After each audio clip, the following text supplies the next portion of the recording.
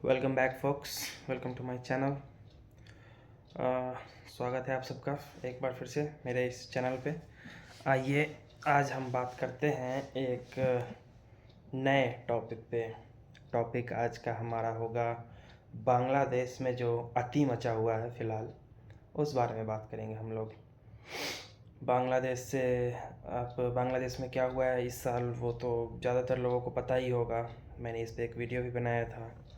पर जो हुआ सो हो गया, वो उस देश का आंतरिक मामला था। वहाँ पे जो हुआ या फिर जो हो रहा है, नहीं हो रहा है, वो अब आंतरिक मामला नहीं रहा।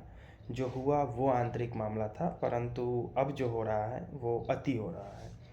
बांग्लादेश में मोहम्मद यूनिस की सरकार है जो खुद को चीफ एडवाइज़र के रोल में बताते हैं और ज़्यादातर इंटरनेशनल कॉन्फ्रेंसेस में बांग्लादेश को रिप्रेजेंट भी कर रहे हैं एज अ सुप्रीम लीडर।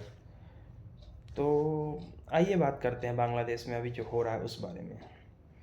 अगस्त में शेख हसीना ने बांग्लादेश छोड़ दिया और वो भारत चली आई। एक तरह से जान बचा के वो भारत आई।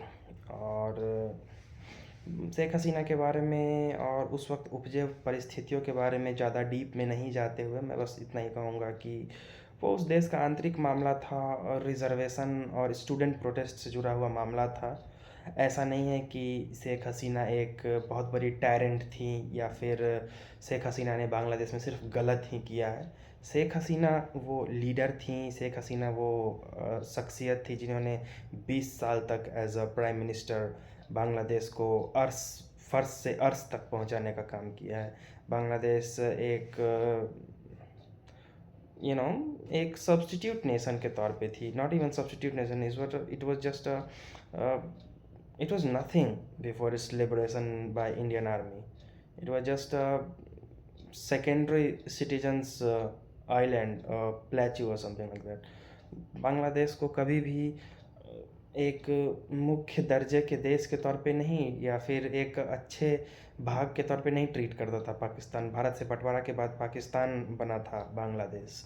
बांग्लादेश तो उसे 1971-72 में भारत के लोगों के और भारत के आर्मी के द्वारा आज़ादी दिलाने के बाद हुआ बांग्लादेश का निर्माण, जिसमें इंदिरा गांधी और इंडियन आर्म्ड फोर्सेस ने बहुत बड़ा रोल प्ले किया। तो मुजीबुर रहमान उभरे नए बंग बंधु के रूप में, नए लीडर के रूप में। उन्होंने बांग्लादेश की सत्ता को संभाला। उन्हीं की पुत्री हैं श्रीमती शेख हसीना जी। जो बांग्लादेश में तो खूनी खेल चलता ही रहा है। मुजीबुर रहमान जिन्हें बंग बंधु कहते हैं, जिन्हें एक तरह से बांग्लादेश का राष्ट्रपिता कहा जाता है, उनको उन्हीं के घर में गोलियों से भून दिया गया। फिर आर्मी का जनरल इकरार और दूसरे जनरल्स का शासन शुरू हुआ और वो चलता रहा। वो एक ब्रूटल रिजीम था जिसमें एक्सेसिव इस्लामिस्ट और इस्लामीकरण पे जोर दिया गया। बांग्लादेश के संविधान से इस्लाम को जोड़ा गया। बांग्लादेश के संविधान से सेकुलरिज्म को हटा दिया गया। बांग्लादेश को एक दारुल इस्लाम बनाने की कोशिश की गई, जो बांग्लादेश फ़िलहाल है भी। बांग्लादेश में मेजॉरिटी ऑफ द पीपल इस्लाम को फॉलो करने वाले हैं, पर ऐसा नहीं है कि बांग्लादेश में सब इस्लाम को फॉलो करने वाले। बांग्लादेश में एटलीस्ट 20% माइनॉरिटी है जो अब बहुत ही ज़्यादा खौफ में जी रही है। बांग्लादेश में जो रिजीम चेंज के वक्त हुआ इस साल अगस्त में, वो उसका इंटरनल मामला है। मैं ये नहीं कहूँगा कि शेख हसीना पूरी तरह से निर्दोष थी, परंतु शेख हसीना का जो कंट्रीब्यूशन है उस देश के प्रति, वो उनके किसी भी दोस्त से बहुत ज़्यादा बड़ा है। मैं इतना ज़रूर कहूँगा। बांग्लादेश के लोग भूल गए हैं कि शेख हसीना ने उनके लिए क्या किया है, और उन्हें बस इस्लाम याद है। उन्हें बस याद है कि हिंदुओं ने उनके साथ गलत किया है। उन्हें बस ये याद है कि शेख हसीना हिंदुओं के साथ कोलैबोरेट करके उन पर अत्याचार कर रही थी। दरअसल जिन लोगों के पास कभी रोटी नहीं थी खाने को, वो अब हाथ में तलवार लेके घूम रहे हैं कि जिन्होंने उन्हें एक अच्छे पोजीशन पे पहुंचाया, जिन्होंने एक एक्सपोर्टिंग हब बनाने का काम किया, उन लोगों के खून के प्यासे हो गए हैं लोग। हिंदुओं पे खुलेआम अत्याचार किया जा रहा है, क्रिश्चियंस पे अत्याचार किया जा रहा है, अहमदिया समुदाय के लोगों पे अत्याचार किया जा रहा है, और मोहम्मद यूनिस इधर उधर घूम रहे हैं, लोगों को बताते फिर रहे हैं कि बांग्लादेश में सब कुछ ठीक है। बांग्लादेश। और जो खबरें आ रही हैं वो झूठी हैं, वो प्रोपागेंडा है। जो खबरें आ रही हैं वो मेड अप खबरें हैं, लोग खुद को मार दे रहे हैं, लग रहा है जिस तरह बात की जा रही। हिंदू खुद के मंदिर को खुद ध्वस्त कर रहे हैं, ऐसी बातें मोहम्मद यूनिस विदेशी मंचों से बोलते फिर रहे हैं। बाकू गए थे अभी मोहम्मद यूनिस, वहाँ पे उन्होंने इस पूरे COP अटेंड करने, कॉन्फ्रेंस ऑफ पार्टीज़ क्लाइमेट, उन्होंने इस पूरे मैटर को एक इर्रेलेवेंट केस कह के और पूरी तरह से नकार दिया, जैसे कि ये कुछ इम्पोर्टेंट है ही नहीं। ये तो वही बात हो गई कि चाइना सिनजियांग के बारे में जिस तरह से बात करता है कि सिनजियांग में कुछ गड़बड़ नहीं हो रहा, सिनजियांग में कुछ भी नहीं होता है। और जैसे पाकिस्तान के लोग बालूचिस्तान के बारे में बात करते हैं, और इस तरह का परिस्थिति है बांग्लादेश में। हिंदुओं को पीटा जा रहा है, हिंदुओं को मारा जा रहा है, हिंदुओं के मंदिरों को तोड़ा जा रहा है, हिंदुओं के पे अन्य तरह के अत्याचार किए जा रहे हैं, और बांग्लादेश सरकार चुप है।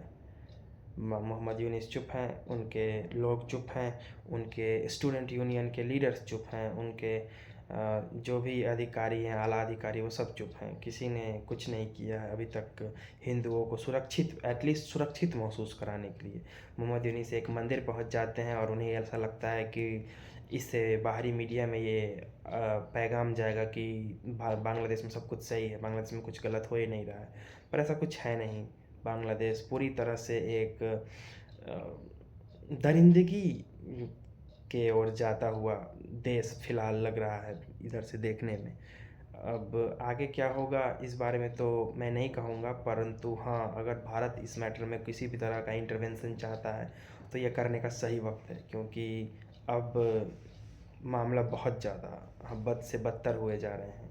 शेख हसीना के पार्टी को पूरी तरह से बैन कर दिया गया है, उनके पिता को मारने वालों को भी पूरी तरह से आज़ाद छोड़ दिया गया है। उनके पिता को मारने वालों को तो कनाडा ने भी शरण दे रखा है। कनाडा दरअसल भगोड़े लोगों का एक शरणार्थी देश के रूप में उभरता जा रहा है, जहाँ हर तरह के अपने देश में गलत काम किए, अपने देश में घृणित काम किए हुए लोग जाके छुप जाते हैं in the name of being prosecuted in their own nation. भैया प्रोसिक्यूट क्यों नहीं किया जाए आपको, अगर आप अपने देश में अति मचा रहे हैं या फिर कहीं भी अति मचा रहे हैं?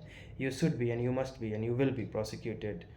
There is nothing wrong in prosecuting a violent criminal. पर ये एक अलग टॉपिक है, इससे हट के इधर आते हैं। मैं एक्सट्रीमिस्ट या फिर हिंदू हो या फिर मुस्लिम हो, किसी भी तरह के एक्सट्रीमिज़म को फॉलो या फिर सपोर्ट नहीं करूँगा, कभी भी नहीं करता हूँ, या फिर किसी भी माध्यम से मैं इसको सही नहीं बताऊँगा। परंतु अब जब हिंदुओं को पूरी तरह से भुला दिया गया है विश्व समुदाय के द्वारा, अब धीरे धीरे बांग्लादेश अफ़गानिस्तान बनने की राह पर चल पड़ा है, तो कुछ न कुछ भारत सरकार को करना ही चाहिए इस मैटर पे। शेख हसीना अपने वापसी की कोशिश कर रही हैं, उन्हें ये कोशिश जारी रखनी चाहिए। परंतु डोनाल्ड ट्रंप के आने से हो सकता है कि इस पे कोई फ़र्क पड़े, परंतु ज़्यादा उम्मीद नहीं रखा जा सकता है, क्योंकि अमेरिका दूसरे देशों में डोनाल्ड ट्रंप के अंदर कितना इंटरवीन करना चाहता है ये हम अच्छी तरह से देख चुके हैं previous stint of his regime में। तो अमेरिका से बहुत ज़्यादा उम्मीद पालना भी एक तरह से मूर्खता है, या फिर खुशफहमी होगा।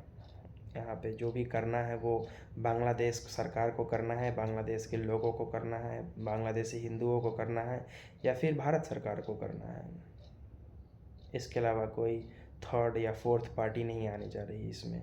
इन्हीं लोगों के बीच ये मैटर सॉल्व होगा, और बद से बदतर या फिर स्थिति बहुत ज़्यादा ख़राब हो जाए उससे पहले सॉल्व हो जाए तो बेटर होगा, क्योंकि स्थिति सच में बहुत ज़्यादा भयावह होती जा रही है।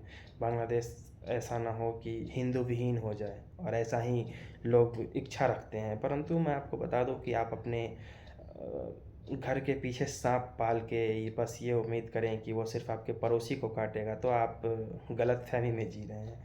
आपको इस तरह के सोच को छोड़ देना चाहिए। अगर आपके पड़ोसी को कोई तंग कर रहा है और आपको उसे देख के मज़ा आ रहा है, तो जाहिर सी बात है कि अगला नंबर आपका है, क्योंकि आपने जो शो एंजॉय किया है उस शो का प्राइस भी तो पे करना होगा। खैर, आज के लिए बस इतना ही। जय हिंद, जय Bharat. Do like, subscribe and follow. Thank you. जय हिंद।